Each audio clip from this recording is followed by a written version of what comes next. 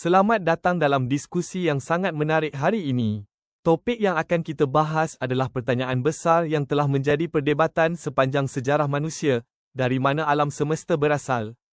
Pertanyaan ini bukan hanya tentang ilmu pengetahuan atau kepercayaan, tetapi juga menyentuh inti dari eksistensi manusia dan cara kita memahami realitas.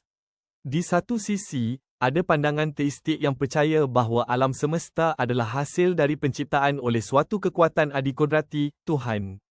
Di sisi lain, pandangan etistik melihat asal-usul alam semesta sebagai hasil dari proses fisik dan alamiah yang dapat dijelaskan melalui sains, tanpa perlu melibatkan entitas ilahi. Mari kita dengarkan kedua sisi dengan fikiran terbuka dan sikap saling menghormati. Saya percaya bahwa alam semesta tidak mungkin muncul begitu saja tanpa sebab. Ada keteraturan, hukum alam, dan desain yang menunjukkan adanya pencipta. Tuhan adalah penyebab utama, penyebab yang tidak disebabkan oleh apapun, yang menciptakan segalanya dari ketiadaan. Saya memahami pandangan itu, tapi bagi saya, mengatakan Tuhan menciptakan alam semesta tidak menjawab pertanyaan, itu hanya menggantinya dengan entitas lain. Saya lebih condong pada pendekatan ilmiah, bahwa alam semesta bisa muncul dari hukum fisika, seperti mekanika kuantum, tanpa butuh intervensi supranatural. Tapi dari mana hukum fisika itu berasal? Bagaimana bisa ada sesuatu, jika sebelumnya tidak ada apa-apa? Segala sesuatu yang ada pasti punya sebab. Tidak logis jika sesuatu muncul dari ketiadaan tanpa penyebab. Justru dalam fisika modern, khususnya kosmologi kuantum, ada kemungkinan bahwa ketiadaan secara fisika bukan benar-benar kosong. Fluktuasi kuantum bisa menciptakan partikel dan bahkan ruang waktu. Jadi mungkin alam semesta memang bisa muncul secara alami. Tapi hukum-hukum itu sendiri tetap perlu penjelasan.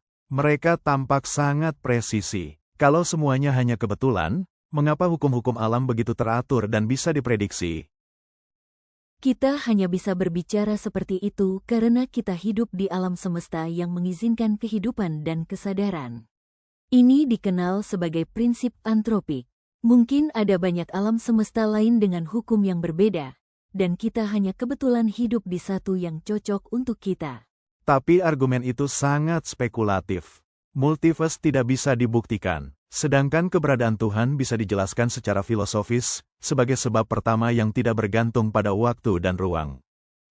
Tapi mengatakan, Tuhan adalah sebab pertama, juga membuat pertanyaan baru, siapa yang menciptakan Tuhan? Dan jika jawabanmu adalah, Tuhan tidak diciptakan, mengapa tidak langsung bilang alam semesta juga tidak diciptakan? Karena Tuhan, dalam definisi teistik, adalah keberadaan yang niscaya, ada dengan sendirinya, tidak bergantung pada apapun. Sedangkan alam semesta bersifat kontingen, ia bisa ada atau tidak ada. Maka lebih logis jika ada entitas abadi yang menciptakan. Itu pandangan filosofis, dan saya menghargainya. Tapi selama belum ada bukti objektif tentang Tuhan, saya akan tetap pada pendekatan naturalistik, kita tidak tahu semuanya. Tapi bukan berarti kita harus mengisinya dengan penjelasan supranatural. Bagi saya, keberadaan alam semesta dengan segala keteraturannya menunjukkan ada desainer. Tuhan adalah penjelasan terbaik untuk asal-usul segalanya. Ilmu dan iman bisa berjalan bersama untuk memahami realitas yang lebih dalam. Bagi saya, kita belum tahu pasti bagaimana alam semesta bermula, dan itu tidak apa-apa. Tapi sejauh ini, pendekatan ilmiah memberi kita jawaban yang terus berkembang, tanpa harus mengandalkan kepercayaan pada sesuatu yang tidak bisa diuji.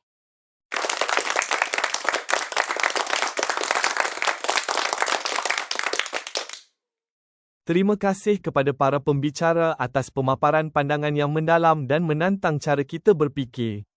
Dari perdebatan hari ini, kita melihat bahawa pertanyaan tentang asal-usul alam semesta tetap menjadi misteri yang mengundang penjelajahan dari berbagai sudut pandang, baik melalui lensa spiritual maupun pendekatan ilmiah.